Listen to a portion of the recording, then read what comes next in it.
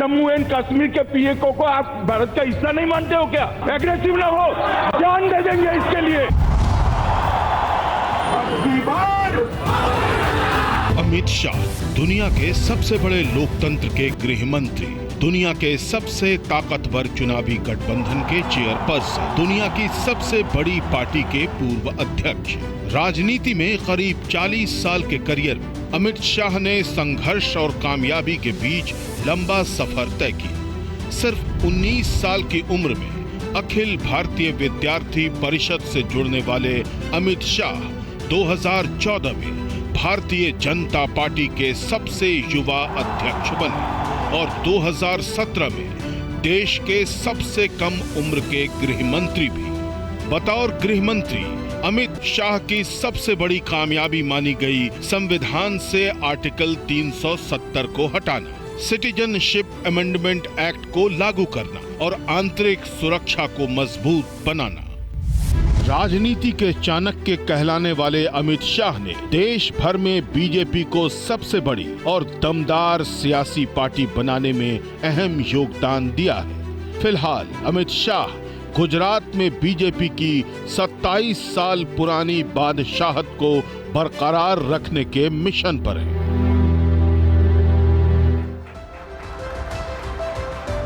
ये brief introduction आपने देखा और वैसे भी आप जानते हैं कि ये क्यों कहा जाता है जहां शाह वहां राह। इस सेशन में और विस्तार से हम जानेंगे, जिसमें TV9 भारतवर्ष की तरफ से निशांत चतुर्वेदी उनके साथ बातचीत करेंगे। मैं आदरणीय गृह मंत्री जी का स्वागत करता हूं TV9 भारतवर्ष के इस मंच पर। सत्ता सम्मेलन गुजरात, निशांत प्लीज।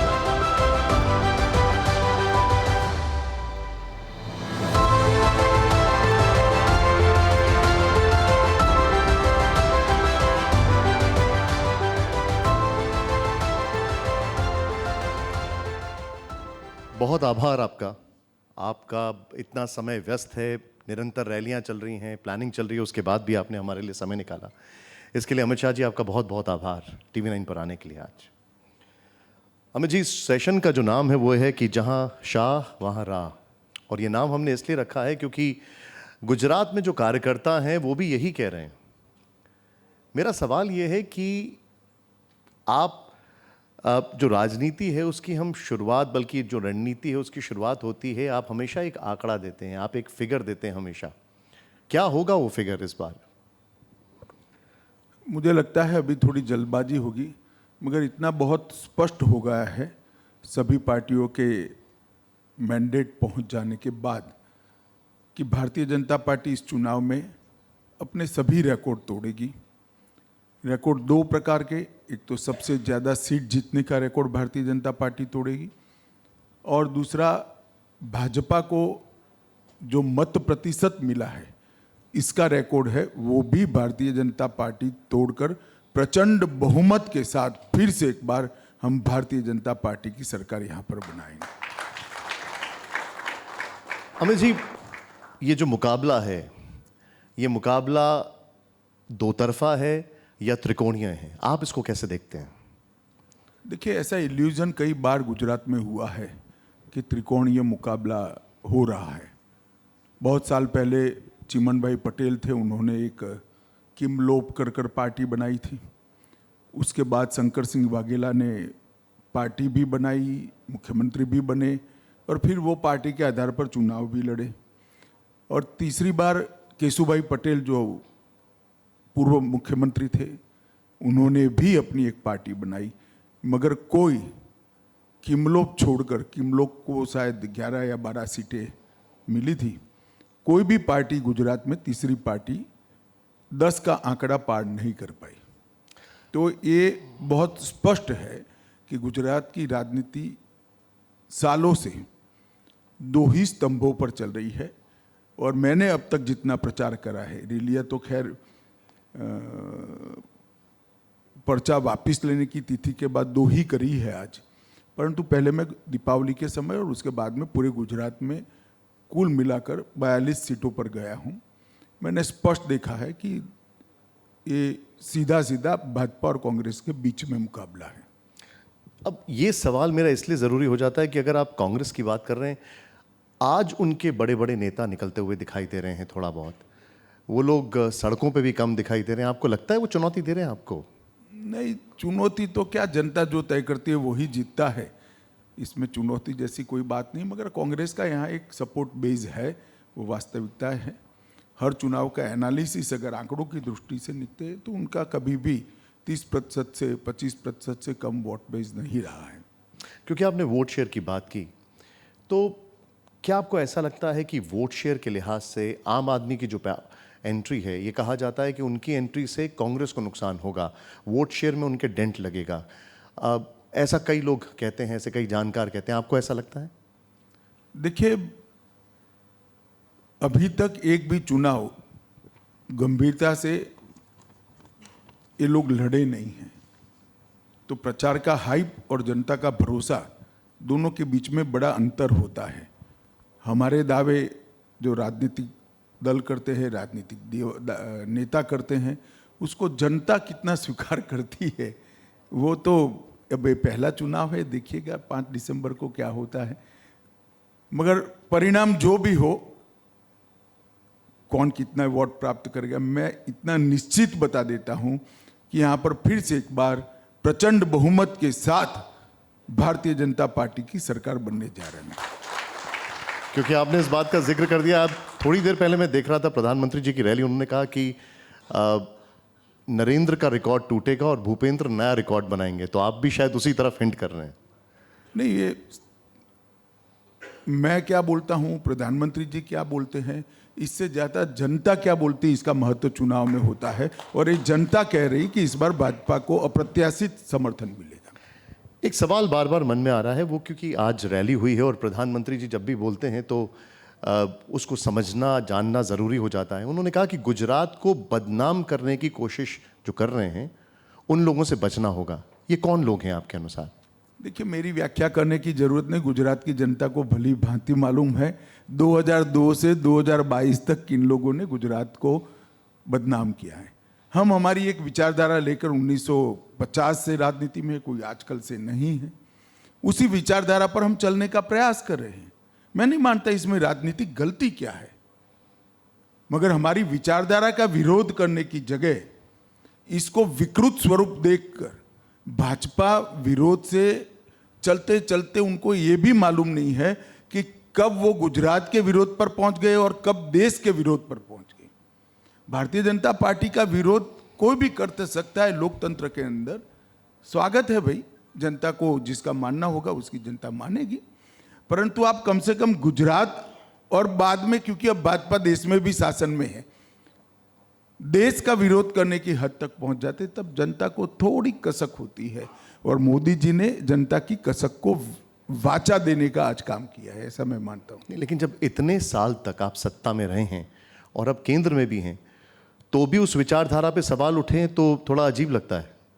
सवाल तो उठेंगे, डेमोक्रेसी है भाई, सब लोगों को जो जिनको अच्छा नहीं होगा वो सवाल करेंगे। मगर हमने इस विचारधारा के साथ 1950 से लेकर 2022 तक की यात्रा की है। जब हमारी बहुत कम सीटें आती थी तब भी हम कहते थे कि इस देश में धारा 370 और 35 से नहीं होनी चाहिए। तब भी हम कहते थे कॉमन सिविल कोड होना चाहिए। जब से राम जन्मभूमि का मामला आगे बढ़ा 90 के दशक से, तब से हमने कभी भी राम जन्मभूमि का मुद्दा नहीं छोड़ा। और आज देखिए, तीनों चीजें, तीनों हमारे वादे समाप्त होने की कगार पर है, समाप्त हो भी चुके हैं। जो धारा 370 को कांग्रेस इतने सालों तक बच्ची की तरह गोदी में सहलाती रही, वो धारा 370 को मोदी जी ने 5 अगस्त 2019 को एक झटके से संविधान से निकालकर कश्मीर को हमेशा के लिए भारत के साथ जोड़ने का काम कर दिया। और पूरा देश आज इस बात से खुश है और गौरव का अनुभव करता है। उस वक्त कांग्रेस पार्टी और ये सारी पार्टियां पार्लियामेंट में कहती थी कि धारा 370 हटी तो खून की नदियां बहेगी। खून की नदियां छोड़े, किसी की कंकर चलाने की हिम्मत नहीं हुई है। और आज धारा 370 हट चुकी है और कश्मीर हमेशा के लिए भारत के साथ है। राम जन्मभूमि में भी हमें कांग्रेसी हमेशा ताना लगाते थे, मंदिर वहीं बनाएंगे, तिथि नहीं बताएंगे। हालांकि वो सत्ता पर थे, हम तो नहीं थे, हम कैसे बना सकते थे? मगर शायद ताने को सुनकर ही देश की जनता ने तय कर दिया एक बार मौका भाजपा को दो, ताना सही है या इनकी मनसा सही है। और मोदी जी ने मंदिर का भूमि पूजन कर दिया। और मैं पूरे गुजरात के मतदाताओं को कहना चाहता हूं, 2024 का आप अयोध्या का टिकट बुक करा दीजिए, वही जगह पर जहां रामलल्ला जन्मे थे, भव्य मंदिर 2024 में आपको दिखाई पड़ेगा और आप दर्शन कर पाएंगे। हमने कॉमन सिविल कोड के लिए भी, जब से हमारी पार्टी बनी, हमारे एक भी घोषणा पत्र ऐसा नहीं था कि कॉमन सिविल कोड नहीं होगा, नहीं चाहिए, हम हटाएंगे उसको। इसकी भी शुरुआत हो गई है।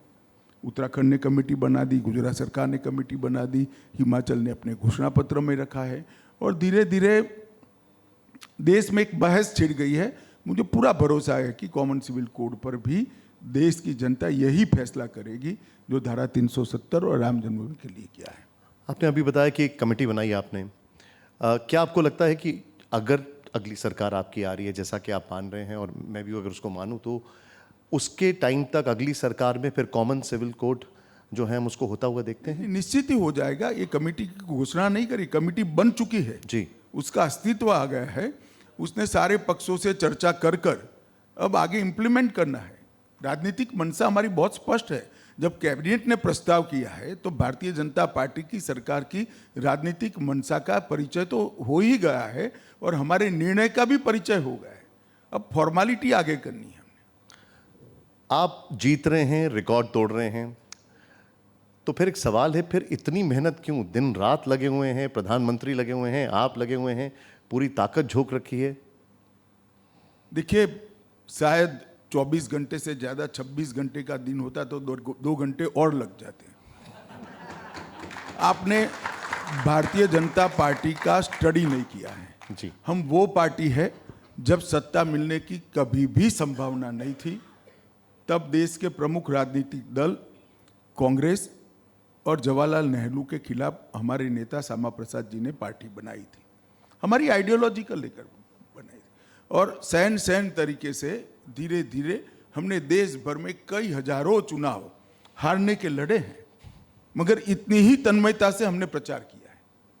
प्रचार का भारतीय जनता पार्टी का लक्ष्य है हमारी विचारधारा को हर मतदाता के पास पहुंचाना, हर गृहिणी के पास पहुंचाना, हर युवा के पास पहुंचाना। जहां पर भी चुनाव है, मानो अभी गुजरात में, तो हर मतदाता का संपर्क करना, चाहे भाजपा का वो समर्थक हो न हो। हमारा काम है उसके पास जाकर हमारी आइडियोलॉजी के लिए कन्विंस करने का प्रयास करना। और जो भारतीय जनता पार्टी के समर्थक है वो सबको रिक्वेस्ट कर चुनाव के दिन मतदान करा।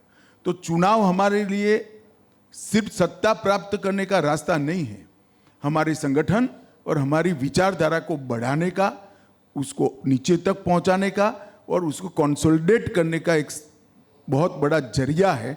इसीलिए मोदी जी कहते हैं चुनाव लोकतंत्र का उत्सव होता है। भला आप मुझे बताइए, उत्सव इतना बड़ा चल रहा हो तो कोई भी व्यक्ति घर पे कैसे बैठ सकता है? जनता के बीच में ही जाना चाहिए, जो हम कर रहे हैं। आपने आइडियोलॉजी का जिक्र किया, मैंने एक तस्वीर देखी आपकी, उसमें आप बीच में बैठे हुए हैं, आपके राइट साइड में चाणक्य का फोटो है और लेफ्ट साइड में वीर सावरकर जी का फोटो है। जब आपकी आइडियोलॉजी के जो आइडॉल्स हैं उनको कुछ कहा जाए, और जैसा कि राहुल गांधी ने कहा, तो आपका इस पर क्या रिएक्शन होगा?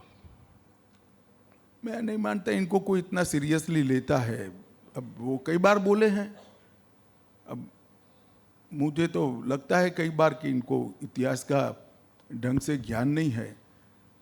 भारत में आज़ादी के आंदोलन के शुरुआत के पहले, कांग्रेस पार्टी ने जो आज़ादी का आंदोलन शुरू किया, उसके पहले भारत को स्वतंत्र करने के लिए विदेश में रहकर किसी ने बहुत बड़ा संघर्ष किया तो वो वीर सावरकर थे। भारत की स्वतंत्रता संग्राम में सबसे पहले किसी की पुस्तक पर अंग्रेजों ने बैन लगाया, सन 57 का स्वातंत्र समर, इस पुस्तक पर सबसे पहले बैन लगा, उसके लेखक थे वीर सावरकर। और जो लोग वीर सावरकर के लिए अलग प्रकार की सोच रखते हैं। मेरा उनसे विनंती है कि एक बार सेल्युलर जेल में जाए और 10 घंटे सावरकर जी को जिस कोठरी में रखा था वो कोठरी में निकाल कर आए, तब मालूम पड़ेगा कि 2-2 आजीवन कैद किसी व्यक्ति को इसी कोठरी में काटने का अदालत ने हुक्म किया है, वो आदमी कितना राष्ट्रभक्त होगा। मगर खैर, अब सबकी अपनी अपनी मति होती है, अपना अपना ज्ञान होता है। मगर मैं मानता हूँ कि सावरकर जी एकमात्र ऐसा नेता है जिसके पीछे वीर का उपनाम, वीर की उपाधि किसी सरकार ने नहीं दी है, करोड़ों हिंदुस्तानियों ने दी है। और आज कोई सावरकर जी नहीं कहता, सभी लोग वीर सावरकर कहते हैं। जो विरोध करते हैं वो भी वीर सावरकर कहते हैं। हालांकि आपने कह दिया है कि उनको सीरियसली नहीं कौन लेगा, लेकिन एक और सवाल है मेरा, और ये आखिरी सवाल है राहुल गांधी से जुड़ा हुआ। आज प्रधानमंत्री जी ने भी जिक्र किया कि जिन लोगों ने गुजरात में पानी नहीं आने दिया उनके साथ मार्च हो रहा है। जाहिर सी बात है, मेधा पाटकर के वहाँ पे फोटोज लगे हैं, पोस्टर लगे हैं, इस पर आपकी टिप्पणी क्या होगी? नहीं, सिर्फ मेघा पाटकर ने तो एनजीओ नाते काम करे, कांग्रेस पार्टी ने भी सालों तक नहीं आने दिया। ये जो नर्मदा का सरदार पटेल डैम जो आप देख रहे हैं, इसका भूमि पूजन 1962 या 1963 में जवाहरलाल नेहरू ने किया था। मेरे से 1 साल बड़ा है वो भूमि पूजन। मगर पानी आया 2015 में। तो आप समझ सकते हो कितना रोका है। और जिन लोगों ने एनजीओ के माध्यम से इस डैम को रोकने के लिए गलत प्रचार करके पूरे विश्व में गुजरात को बदनाम किया, जिसका नाम अभी आप बोले मेघा पाटकर, उनको कैसे गुजरात की जनता माफ कर सकती है? ना कांग्रेस को कर सकती है, ना ये एनजीओ का स्वांग धरकर पूरे विश्व में गुजरात की तकलीफ को समझने की जगह उसको बदनाम करने का काम किया। इसको गुजरात की जनता, ना कोई गुजराती उसको माफ कर सकता है। वो सही है। और कई बार मुझे लगता है कि समझे बगैर जो लोग प्रचार करते हैं वो अपने आप ही अपना नुकसान करते हैं।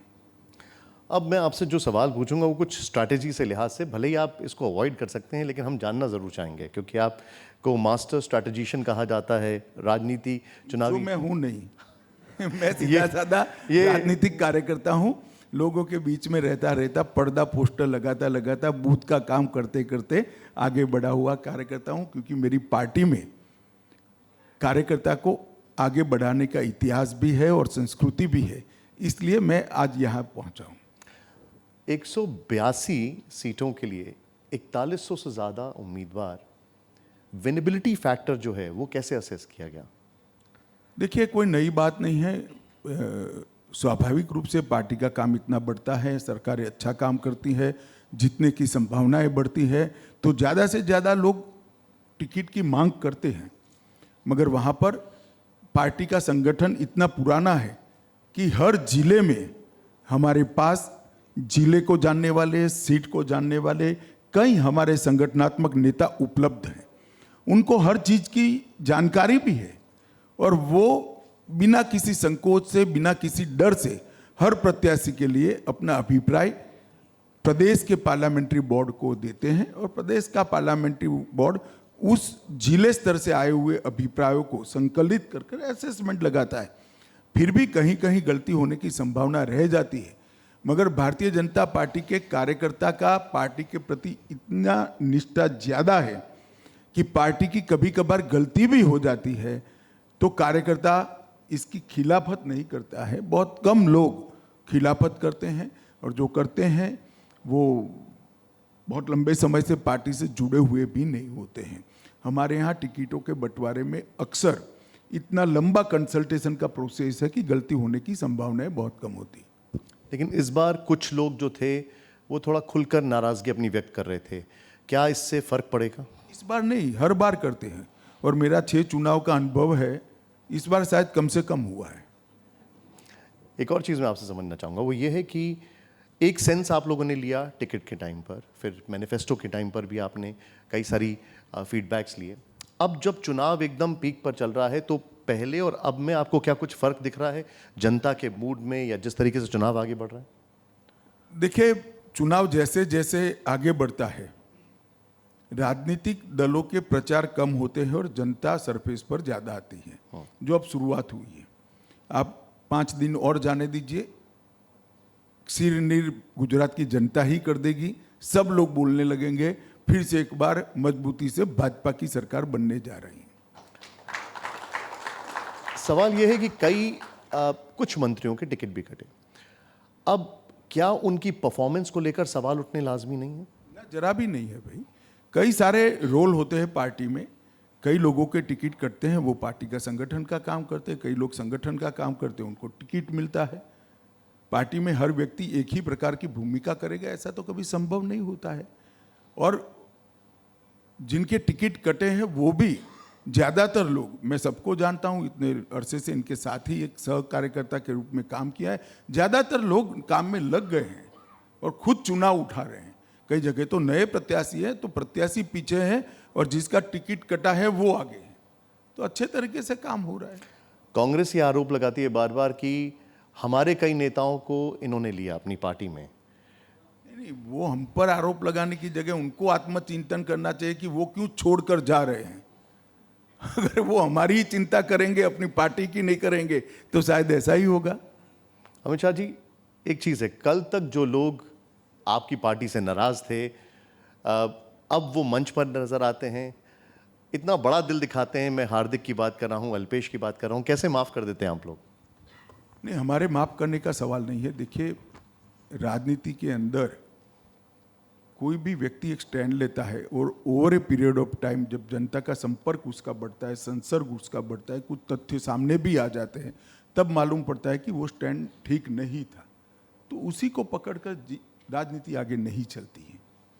जब वो भारतीय जनता पार्टी में आते हैं तब उनको मालूम है कि पार्टी आइडियोलॉजी बेस्ड पार्टी है, कैडर बेस्ड पार्टी है और संगठन का महत्व जानने वाली पार्टी है। तो जब भारतीय जनता पार्टी कोई ज्वाइन करता है तब उसके मन में ये बहुत स्पष्ट होता है कि आइडियोलॉजी को स्वीकार कर चलना है और इसकी कार्य संस्कृति को भी स्वीकार कर चलना है।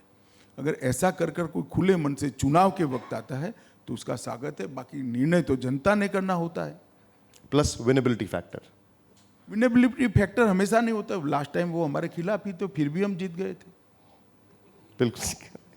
एक सवाल जो बार बार आ रहा है और ये कांग्रेस की तरफ से पूछा जा रहा है क्योंकि अब वो एक्टिव हो गए, वो ये कह रहे हैं कि डबल इंजन की सरकार की बात की जाती है और जो गुजरात का इंजन है उसमें बार बार चेहरे बदले गए। देखिए, ये बिल्कुल गलत प्रचार है। कांग्रेस के मुख्यमंत्रियों का एवरेज सत्ता में रहने का समय निकाल दीजिए और भारतीय जनता पार्टी का निकाल दीजिए, हम उनसे 3 गुना ज़्यादा है। और जहाँ तक गुजरात की बात है, नरेंद्र भाई लंबे समय तक मुख्यमंत्री रहे, भाजपा ने कभी नहीं बदला। नरेंद्र भाई के बाद आनंदीबेन आई, हमारे यहाँ 75 साल का एक परंपरा बना हुआ है। आनंदीबेन 74 साल और 10 महीने तक शासन की। उसके बाद विजय रूपानी आए, उन्होंने भी अपने 5 साल पूरे किए। अब भूपेंद्र भाई आए, भूपेंद्र भाई के नेतृत्व में ही चुनाव लड़ रहे हैं, इनके चेहरे के नीचे ही चुनाव लड़ रहे हैं। कहाँ बार बार बदलने का सवाल है। मगर ये डबल इंजन की सरकार की बात हमें पूछ रहे हैं। मैं सिर्फ इतना, अभी मैं गुजरात में जहाँ जा रहा हूँ एक पोस्टर लगा हुआ है, काम बोले छे, मतलब काम बोलता है। भाई 1990 से इस राज्य में कांग्रेस सत्ता में ही नहीं है। 1990 से 90 से 2022 32 साल हो गया, तो अब आपने 32 साल में काम कैसे करा? सत्ता में तो हम हैं और काम अगर बोलता है तो फिर हमारा बोलता है। तो कांग्रेस भी बोलती है कि भाजपा का काम बोलता है। उनका नारा ही बताता है कि भाजपा की डबल इंजन की सरकार ने अच्छा काम किया है, उनका ही नारा बताता है। वो कहते हैं इंडस्ट्रियल डेवलपमेंट बहुत हुआ, तो 90 के बाद तो आप सत्ता में हो ही नहीं। घर घर बिजली पहुंचा, आपके वक्त तो अंधेरा था, गांव में 7 घंटे में बिजली पहुंचती थी। शांति का शासन किया, तो आपके वक्त में तो 365 दिन में से 250 दिन कर्फ्यू रहता था। न जाने कितने अगिनत राइट्स होते थे और कितने माफिया घूमते थे। स्मगलिंग का कोई ठोर ठिकाना, रोकने का कोई तरीका नहीं था। तो शांति स्थापित की, वो भी भाजपा ने की। सबसे ज़्यादा FDI आया, तो उस जमाने में एफडीआई आने का सवाल ही नहीं था, लाइसेंस राज था। एफडीआई तो 90 के बाद आना शुरू हुआ, तो वो भी हमारे साथ, वो जो सारा प्रचार कर रहे उसमें गलती से उनकी पार्टी का नाम लगा दिया है और जनता उसको भाजपा के नाम से ही पढ़ती है। क्योंकि हमने इस चीज़ का जिक्र किया तो एक ये जिज्ञासा भर है, लेकिन आज प्रधानमंत्री जी ने कहा कि हमने मेडिकल की सीट्स 1200 से 66,000 कर दी, पानी उन इलाकों में पहुंचाया जहां नहीं था। ऐसे उन्होंने कई सारी चीज़ें बताई और उन्होंने बड़ी एक महत्वपूर्ण बात की कि 25 साल, 20 साल नहीं, आप 25 साल गुजरात का डेवलपमेंट है वो हमको दिखाना है। आपके डेवलपमेंट के ही प्लैंक पर प्रधानमंत्री जी मुख्यमंत्री से प्रधानमंत्री बने, लेकिन फिर आपकी पार्टी को क्यों बार बार हिंदू मुस्लिम, क्यों बार बार मंदिर, इससे जोड़कर रखा जाता है, ये परसेप्शन दिखाया जाता है? तो आप लोगों पर, मीडिया वालों पर निर्भर है।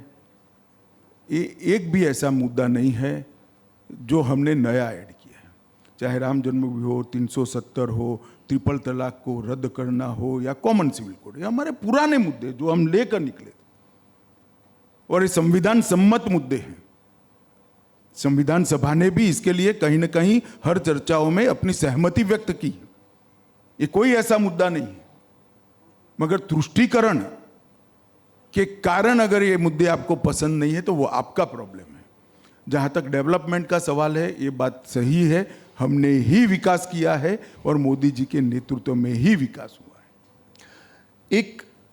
इस बार फर्स्ट टाइम वोटर्स काफ़ी सारे हैं और आज खुद इसका जिक्र प्रधानमंत्री जी ने किया। जो एक गुजरात का फर्स्ट टाइम वोटर है वो बीजेपी की तरफ ऐसा क्या है जो बीजेपी की तरफ देखे या उसको बीजेपी की तरफ देखना चाहिए? मैं उल्टा पूछ रहा हूं, ऐसा क्या है कि बीजेपी के अलावे किसी और का विचार करें? सारी चीजें तो बीजेपी के शासन में ही हुई है। रोड को 3 गुना कर दिया, 7 घंटे से 24 घंटा बिजली पहुंचाया। आज भारत का जो एक्सपोर्ट विगत 3 सालों से होता है, इसका 30% गुजरात से होता है। एमएसएमई सबसे ज़्यादा रजिस्टर्ड गुजरात से होते हैं। एफडीआई सबसे ज़्यादा गुजरात में इन्वेस्टमेंट आता है और कानून और व्यवस्था की परिस्थिति में बदलाव भी गुजरात ने किया है। बड़े बड़े एजुकेशनल इंस्टीट्यूशंस आए हैं। टेक्निकल एजुकेशन के लिए हमने बहुत सारे नई विधाओं के यूनिवर्सिटी से लेकर कॉलेजों तक खोले हैं। मेडिकल एजुकेशन को लगभग 4 गुना बढ़ावा देने का काम भारतीय जनता पार्टी की सरकार ने किया है। सबसे ज़्यादा स्टार्टअप यहीं पर रजिस्टर होते हैं, सबसे ज़्यादा इन्वेस्टमेंट यहीं पर आता है। जो विकास के दृष्टि से पिछड़ा माने जाने वाले क्षेत्र थे, आदिवासी और सागर किनारे के क्षेत्र, वहाँ पर मोदी जी के समय में वनबंधु कल्याण योजना और सागर खेड़ू कल्याण योजना लाकर हमने उस क्षेत्रों तक भी विकास पहुंचाने का काम किया है। कोई भी ऐसी बात नहीं है जिससे गुजरात के युवा को भाजपा के अलावे कहीं और जाने की जरूरत हो। और राजनीति में भी आना है तो सबसे अच्छी पार्टी स्वाभाविक रूप से भाजपा ही है, इसके लिए भी कहीं और जाने की जरूरत नहीं है। तो गुजरात के युवा ने भाजपा को ही वोट देना चाहिए, ये गुजरात का युवा भी मानता है। और मैं सभी युवाओं को अपील करना चाहूँगा कि मोदी जी ने 8 साल में जिस तरह से भारत को जिस दर पर पहुँचा है, विकास का सिर्फ साइज नहीं स्केल भी बदल दिया है। ढेर सारी नीतियों का सृजन किया है जिसमें आने वाले समय में हर क्षेत्र में भारत ग्लोबल लीडर बन पाए। और इसमें आपके लिए एक वैश्विक मंच तैयार किया है नरेंद्र मोदी जी ने। तो युवाओं ने स्वाभाविक रूप से भारत के साथ जुड़ना। हर युवा चिंतित था आतंकवाद से, और कांग्रेस के 10 साल अभी गए सोनिया मनमोहन वाले, उसमें हर रोज कोई ना कोई आतंकवादी घटना होती थी। मोदी जी के आने के बाद भी 2 बड़ी घटनाएं हुई, उरी और पुलवामा में। दोनों वक्त सर्जिकल स्ट्राइक और एयर स्ट्राइक कर पाकिस्तान के घर में घुसकर आतंकवादी घटना का बदला लेकर हमारे जवान सफलतापूर्वक वापस आए। तो सुरक्षा है, समृद्धि लाने का रोड मैप तैयार है, शिक्षा के लिए इंफ्रास्ट्रक्चर बना है, स्वास्थ्य के लिए ढेर सारे कार्यक्रम चालू हुए हैं। मुझे नहीं लगता युवा और कुछ ढूंढता होगा। हम युवाओं की बात कर रहे हैं और राजनीति में अगर युवाओं की बात कर रहे हैं, एक बड़ा इंटरेस्टिंग फैक्ट मैंने देखा, वो गुजरात में मुझे वाकई में उसने बड़ा फैसिनेट किया। वो ये था कि आधे से ज़्यादा वोटर 40 साल से कम उम्र के हैं। आज हमारे साथ हर्ष जी भी थे, तेजस्वी सूर्या भी थे। क्या बीजेपी ने जनरेशन नेक्स्ट के लिए राजनीति में प्लानिंग करना शुरू कर दिया है? वो तो हमेशा से होता है। हमारे यहाँ जनरेशन गैप कभी बहुत बड़ा नहीं होता है। Second layer, third layer, fourth layer तैयारी होते हैं। जैसे जैसे जनरेशन चेंज होती है एक लेयर ऊपर आते जाते हैं। हमारे यहाँ सालों से है, कोई नई बात नहीं है। मैं बात करूंगा कुछ ऐसे इश्यूज की जो थोड़े से डिस्टर्बिंग रहे गुजरात के अंदर। उसमें से एक इशू है बेट द्वारका में जो हुआ, और ख़ासकर जिस तरीके से वो सब कुछ होता रहा, लेकिन आप लोगों ने एक्शन लिया। लेकिन क्या वो एक नेशनल सिक्योरिटी के लिए थ्रेट है अभी आने वाले समय में और भी? इसमें डिस्टर्बिंग क्या है वो पहले नहीं, बताइए। मैं ये जानना चाहता हूँ कि जिस तरीके से वो अतिक्रमण होता रहा, ये अपने आप में एक हैरान करने वाली बात थी। उसके बाद आप लोगों ने एक्शन लिया। ये अतिक्रमण बहुत सालों से हुआ था, वो चल रहा था। जब गुजरात सरकार के पास पुख्ता रिपोर्ट आई कि अब ये सिर्फ गरीबों के एंक्रोचमेंट का मामला नहीं रहा है, गरीबों के अतिक्रमण का मामला नहीं रहा है, या वेस्टेड इंटरेस्ट ग्रुप का एंट्री हुआ है, बड़ी कठोरता के साथ भूपेंद्र पटेल और हर्ष की जोड़ी ने बहुत सफलतापूर्वक वहाँ पूरा क्लीनिंग अप करने का ड्राइव लिया, और पूरी गुजरात की जनता आज बेट द्वारका की सफाई से खुश है। अमित जी, क्या कोई और भी इलाके हैं ऐसे जो आपके स्कैनर पर हैं? देखिए, सार्वजनिक बहस का मुद्दा नहीं होता था है जी। प्रशासन ने ये तय करना होता है जिसमें इस प्रकार से इनपुट मिले। ये रूटीन टाइप का एंक्रोचमेंट नहीं है। अब यहाँ पर वेस्टेड इंटरेस्ट ग्रुप भी इन्वॉल्व हो गए हैं, तब कठोरता से कार्रवाई करनी चाहिए। बेट द्वारका के अलावे भी सागर किनारे के सारे जिलों में भूपेंद्र पटेल जी की सरकार ने बहुत अच्छे तरीके से एंक्रोचमेंट को हटाने का फैसला लिया है, हटाया भी है। मगर उसमें भी विपक्ष अपनी नीति ही स्पष्ट नहीं कर पाता। ये चुनाव के वक्त किया, चुनाव के वक्त किया। भाई, चुनाव के वक्त किया है, पहले किया या बाद में किया, करना चाहिए या नहीं करना चाहिए? कांग्रेस पार्टी ने इसका जवाब देना चाहिए कि क्या आप चाहते हैं कि बेट द्वारका पर अनधिकृत एंक्रोचमेंट बना रहे हैं, नकली मजारे बनी रहे हैं? तो बता दीजिए गुजरात की जनता। और नहीं चाहते हैं तो शाबाशी दीजिए मुख्यमंत्री को। तीसरा ऑप्शन क्या होता है इसमें? आज हमारे साथ यहाँ पर ओवैसी साहब थे। उनका एक स्टेटमेंट था, जिस स्टेटमेंट पर थोड़ा आपसे मैं रिएक्शन ज़रूर लेना चाहूँगा। उन्होंने कहा बीजेपी ने मुसलमानों को तो इनविजिबल कर दिया है।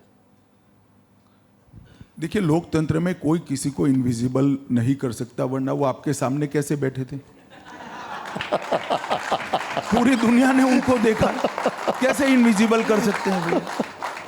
मगर ऐसा कर कर माइनॉरिटी को वोट बटोरने की तरकीबें बहुत पुरानी हो चुकी है। उनको भी ये एहसास नहीं होता है भी। ये सवाल जो मेरा है वो इसलिए है क्योंकि एक आपकी पार्टी के ऊपर आरोप लगता है बार बार विपक्ष की तरफ से और ओवैसी जी की तरफ से कि आप लोग मुसलमानों को टिकट नहीं देते हैं स्टेट इलेक्शंस में। मैं जब पढ़ रहा था, आप मुझे करेक्ट कर सकते हैं अगर मैं गलत हूँ, भरूच के लोकल इलेक्शन में करीब 41 कैंडिडेट्स थे मुस्लिम जो आपकी पार्टी से आए, कई लोकल जो इलेक्शन से, और ऐसे कई बार हो चुका है। तो लोकल बॉडीज में उनको टिकट मिलना या उनके ऊपर विश्वास दिखाना और स्टेट इलेक्शन में नहीं, इसमें कोई फर्क नहीं? देखिए, मैंने कहा हम प्रत्याशी का फैसला विनेबिलिटी के आधार पर करते हैं। हमारा कभी ये आधार नहीं होता है कि वो कौन से धर्म से आते हैं। अब विनेबिलिटी जो होती है इसके आधार पर हम फैसला करते हैं, कोई नई बात नहीं। और आरोप हमें हमारी पार्टी के जन्म से लगते हैं, अब क्या कर सकते हैं? हमको आरोप के साथ जीने की आदत भी पड़ गई है और उनको आरोप करने की भी आदत पड़ गई है। अब कोई कौन छोड़ेगा, देखेंगे बाद में।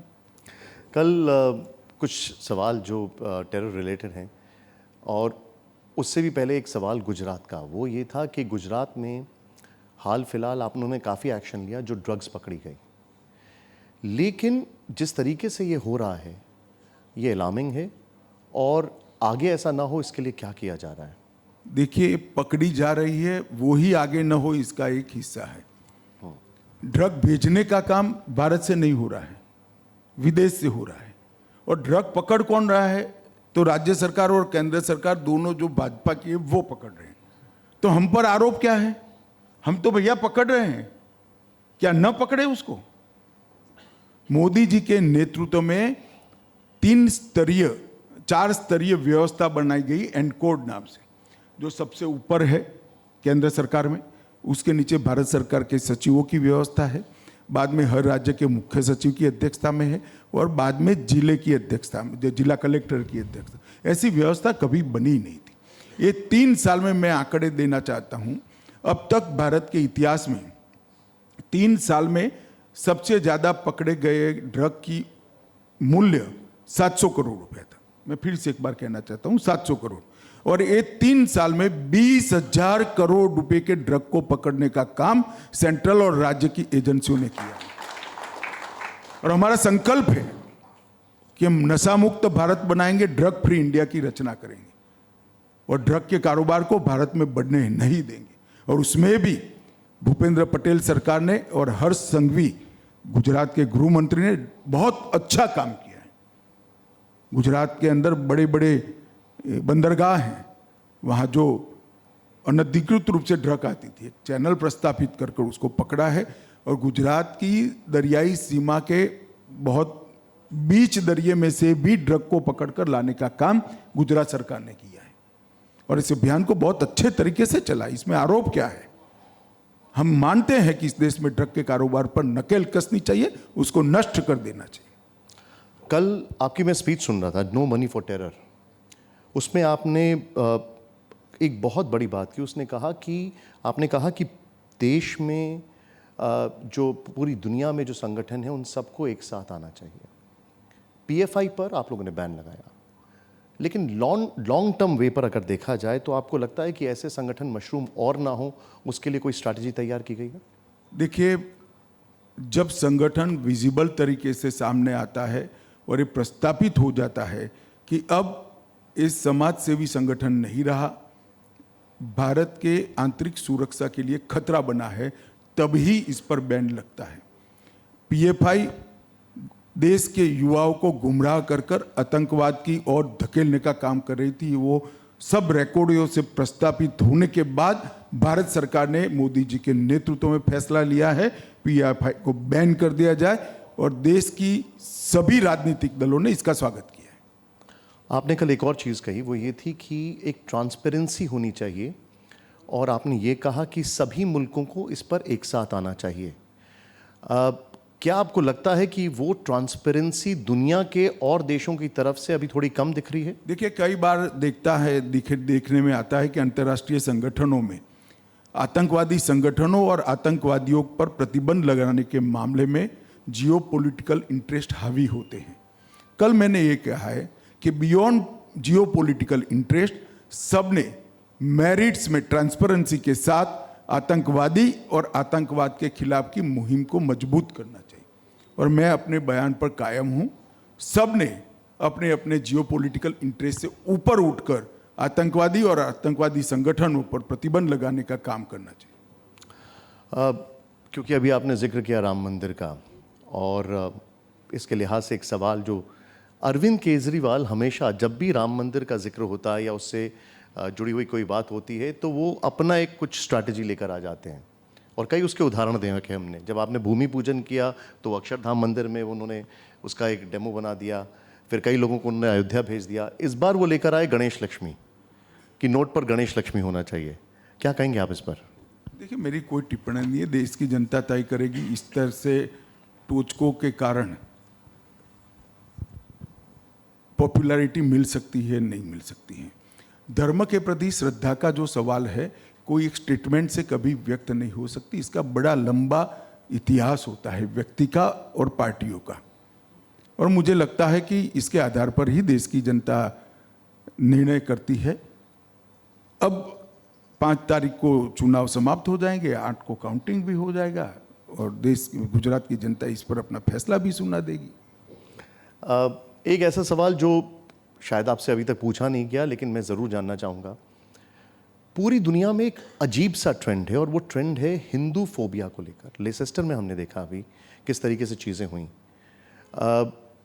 और जो चीज़ें पहले सिर्फ हम बांग्लादेश, पाकिस्तान या अफ़गानिस्तान में देखते थे, अब वो हम जर्मनी में देखते हैं, इंग्लैंड में देखते हैं, कनाडा में देखते हैं। आपकी इस पर क्या राय है? देखिए, फोबिया जिनको होता है उनके लिए प्रॉब्लम होता है, जिनके लिए होता है उनको कोई प्रॉब्लम नहीं होता है। तो अब रिपेयर कहाँ जहाँ करना है वहाँ लोग करते रहे, हमें कोई नहीं, लेकिन आपत्ति क्या इसको लेकर आप लोग जो जिस तरीके से हेट क्राइम बढ़ रहे हैं उसको लेकर आप लोग इंटरनेशनल मंच पर काफ़ी कुछ कर रहे हैं? देखिए, इंटरनेशनल मंच पर क्या बात करनी, ऐसे सार्वजनिक कार्यक्रमों में नहीं कहा जा सकता, और अब मुझसे तो नहीं ही कहलवा सकते। तो वो जब मंच पर हम जाएंगे तब बताएंगे भारत की नीति क्या है। मेरे 2 सवाल हैं, ये पर्सनल सवाल हैं। इतना व्यस्तता है, इतना सब कुछ है, घर के लिए आप टाइम निकाल पाते हैं? बिल्कुल टाइम निकलता है। मेरे परिवार में किसी को कोई फरियाद नहीं है, मेरी दोनों पोतियों को भी जरा भी फरियाद नहीं है, मैं पूरा टाइम देता हूँ। और आप तो देश के होम मिनिस्टर हैं, जो आपके घर के होम मिनिस्टर हैं उनके लिए भी टाइम होता है? जी बिल्कुल, वो पूरी तरह से मेरी पत्नी मेरी हर प्रकार के प्रयास में मदद करती है, और वो मदद के कारण ही काफ़ी कुछ हो पाता है। जब आप हमेशा इतने क्रिटिसिज्म के निशाने पर रहते हैं तो घर में क्या रिएक्शंस होते हैं? आदत हो गई है? हमारे घर में राजनीति की कोई चर्चा नहीं करता, क्योंकि मेरे अलावा कोई राजनीति में है ही नहीं। मैं अकेला राजनीति में हूं, तो चर्चा किसके करूं? बाकी सारे लोग हम परिवार की ही बात करते हैं। अमित शाह जी, बहुत बहुत शुक्रिया, आपने समय निकाला, हमसे बातचीत की। अंत में मैं टीवी 9 के दर्शकों को एक बात निश्चित कहना चाहता हूं कि 1995 से लेकर 1990 से 95 हम साथी दल के रूप में सरकार में रहे। 95 से लेकर 2022 तक भारतीय जनता पार्टी का यहाँ शासन रहा, और 2001 से लेकर 2014 तक मोदी जी यहाँ पर मुख्यमंत्री रहे। 2001 से 2014 तक का जो समय है वो देश भर के लोकतांत्रिक इतिहास के लिए ऐतिहासिक समय है, क्योंकि वो ऐसा एक कालखंड था जब देश में यूपीए की सरकार थी और हर स्तर पर जनता में निराशा थी, और लोग लोकतंत्र पर की अपनी श्रद्धा गंवा बैठे थे। उस वक्त मोदी जी ने सर्वस्पर्शीय सर्वसमावेशक विकास का एक मॉडल दिया। सुरक्षा कैसे सुनिश्चित हो सकती है इसका एक मॉडल दिया।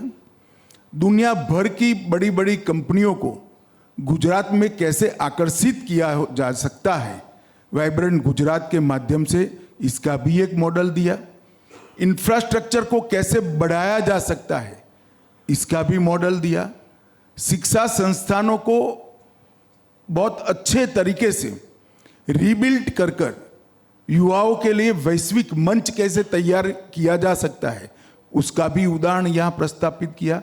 और ये विकास ने गुजरात का राजदूत बनकर, भारतीय जनता पार्टी का राजदूत बनकर समग्र देश के अंदर भारतीय जनता पार्टी और नरेंद्र मोदी जी की ख्याति को पहुंचाने का काम किया। उसके आधार पर ही मोदी जी 14 में देश के प्रधानमंत्री बने, और 14 से 22 ये 8 साल देश के विकास में बहुत महत्वपूर्ण रहे हैं। देश का अर्थतंत्र 11वें नंबर पर था, आज 5वें क्रमांक पर सिर्फ 8 साल में आया है। ये बहुत बड़ी उपलब्धि है। सुरक्षा की दृष्टि से आंतरिक सुरक्षा और बाह्य सुरक्षा देश सुनिश्चित है। दुनिया भर के लिए आज भारत इन्वेस्टमेंट का डेस्टिनेशन बना है, और भारत की साख इतनी मजबूत है कि 35,000 बच्चों को भारत में वापस लाने के लिए रसिया और यूक्रेन 3 दिन के लिए अपना युद्ध का विराम कर देते हैं। ये सारा सिर्फ 8 साल में हुआ है, और इस सब की नींव गुजरात है।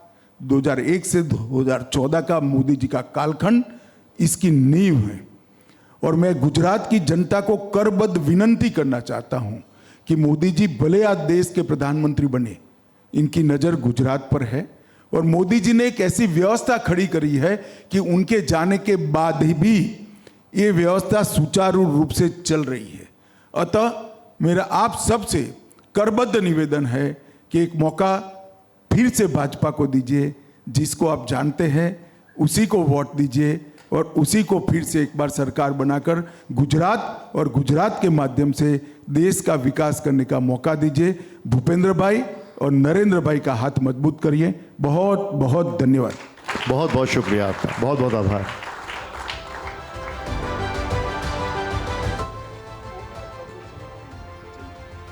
बहुत बहुत शुक्रिया आपका अमित जी।